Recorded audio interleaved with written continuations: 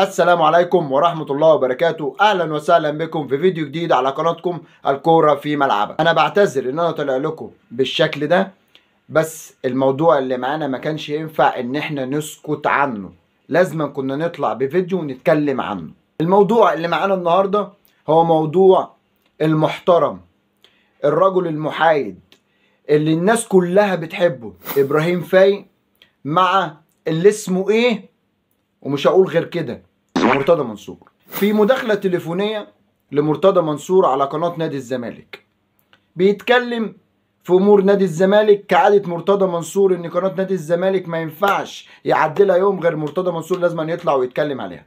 تمام، وبيتكلم عادي مفيش اي حاجة. جاب سيرة ابراهيم فايق ما تعرفش ليه، وقال في حد بيقول لي ان في واحد اسمه ابراهيم فايق واخدني غسيل ومكوى. طب ما انا واخد امك يا ابراهيم فايق غسيل ومكوى.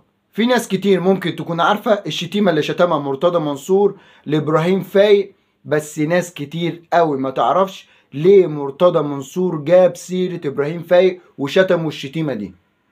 ابراهيم فايق كعادة ابراهيم فايق اللي احنا نعرفه بيطلع على قناة اون سبورت بيتكلم على كل المواضيع اللي في عالم الرياضة، وخصوصا في الدوري المصري والرياضة المصرية. فبيتكلم عن موضوع المستشار مرتضى منصور مع امام عاشور.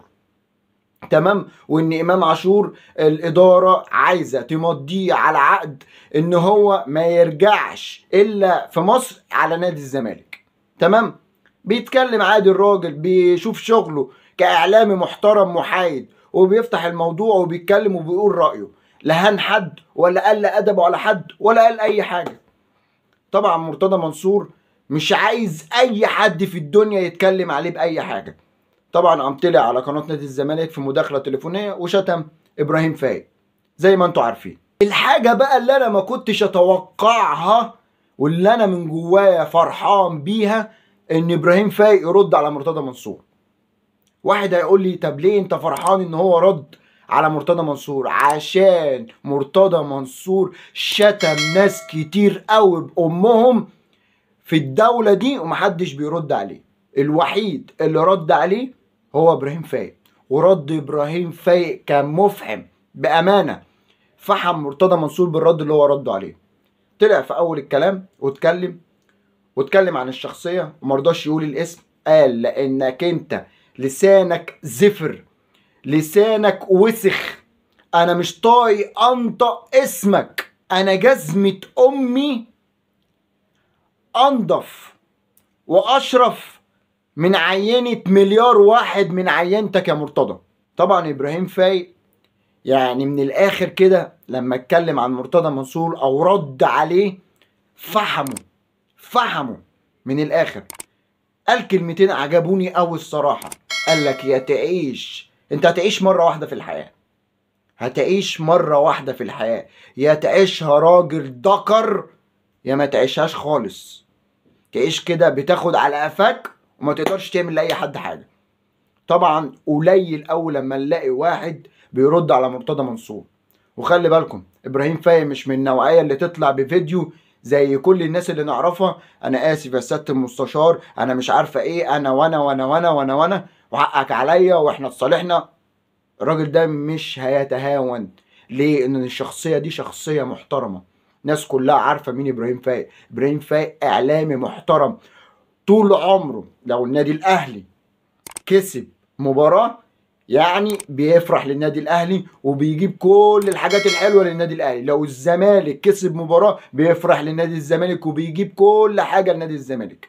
ابراهيم فايق من الاعلاميين المحترمين المحايدين، عمره لا غلط في حد ولا عمره جاب سيرة حد. ورد ابراهيم فايق ده بامانة يا جماعة فرحني قوي، فرحني جدا. ليه؟ عشان مرتضى منصور قليل قوي لما تلاقي حد اساسا بيرد عليه، قليل قوي لما تلاقي حد بيرد على مرتضى منصور.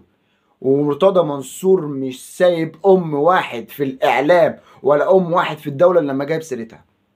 وعلى فكرة الناس اللي هي في جمهور نادي الزمالك وكل جمهور نادي الزمالك اللي انا اعرفهم الناس المحترمة، تمام، رافضين اللي عمله مرتضى منصور ده مع ابراهيم فايق، وكلهم منزلين الصفحات بتاعت نادي الزمالك اعتذار لابراهيم فايق وبيقولوا له حقك علينا، طبعا وفي ناس كتير بتوصفه بالمعتوه، وناس كتير بتقول ربنا يرحمنا منه.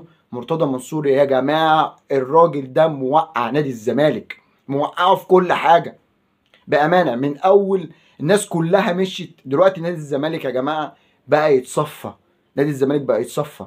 انت ازاي تسمح للعيب حتى لو اللاعب ده من جواه عايز يمشي تسيبه يمشي؟ ازاي؟ هو نادي الزمالك دلوقتي يا جماعه لو هو امام عاشور مشي او مش عارف مين مشي، نادي الزمالك هيرجع تاني اللي احنا نعرفه، الكارثه اللي احنا كنا نعرفها عن نادي الزمالك. انا بالنسبه لي اهلاوي، بس اتمنى وطول عمري بتمنى ان الدوري المصري يبقى نادي الزمالك توب ونادي الاهلي توب. انا عايز اتفرج على دوري مصري محترم، دوري مصري فيه منافسه ما بين كل الفرق في الدوري المصري، ما يبقاش فيه فريق ظاهر قوي. انا اتمنى للنادي الاهلي ياخد كل البطولات، بس عايز اتمنى زي ما الدوري، فاكرين الدوري يا جماعه؟ انا هفكركم بحاجه كده، فاكرين الدوري بتاع بيراميدز اول ما طلع لما تركي آل الشيخ كان داعم بيراميدز بكل اللعيبه اللي ممكن تتخيلها في حياتك؟ كان كينو وكان جايب له مش عارفه مين ومنين وفين، وكان عامل صفقات كتير قوي في بيراميدز. النادي الاهلي الدوري ده كنت بشهد له بالعشره، بشهد له بالعشره. النادي الاهلي بطل، انا بشجع نادي بطل، وخد الدوري ساعتها النادي الاهلي في الموسم ده. الموسم ده ما كانش حد يتخيل النادي الاهلي هياخد الدوري فيه اصلا، وخد الدوري. هو ده اللي انا بتمناه، ان الدوري المصري يكون دوري مشتعل، يكون كل الفرق تكون كويسه في الدوري المصري. في ناس دلوقتي هتقول لي في موضوع ان ابراهيم فايق رد على مرتضى منصور وعاجبك قوي. طب ليه الخطيب ما بيردش على مرتضى منصور؟ الخطيب ما ينفعش ينوله شرف ان هو يرد عليه، دي كبيره قوي، كبيره قوي لما الخطيب يرد على مرتضى منصور. مين مرتضى منصور مع الخطيب؟ بس بيرد عليه مين بقى؟ بيرد عليه كابتن سيد عبد الحفيظ، يديله كثافات الجبهه اللي هو على طول حاطه فيها دي. طبعا سيد عبد الحفيظ ما بيتوصاش، عمل حرقان لمرتضى منصور من فوق لتحته من الاخر.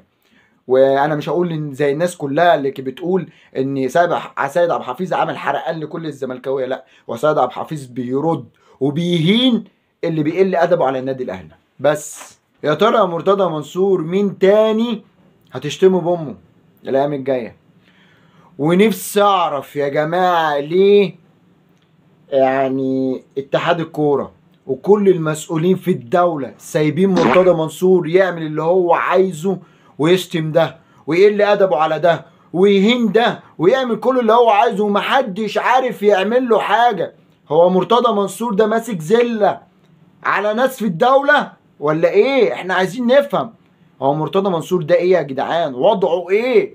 وضعه ايه؟ كان نائب وبقى خلاص، يعني لو كان في حصانه والكلام ده كله اتشالت. دلوقتي هو رئيس نادي الزمالك. ما تعيش محترم تحترم، عيش محترم تحترم. لكن باللي انت فيه ده يا مرتضى منصور، انت يعني مش عارف اقول لك ايه الصراحه.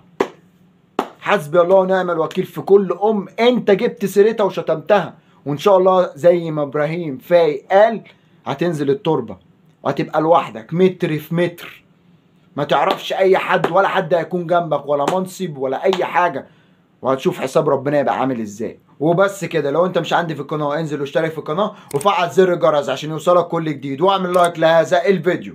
وبعتذر للناس يا جماعه لتاخري في الفيديوهات في الفتره اللي فاتت، بس زي ما انتم شايفين كده يا جماعه والله. السلام عليكم ورحمه الله وبركاته.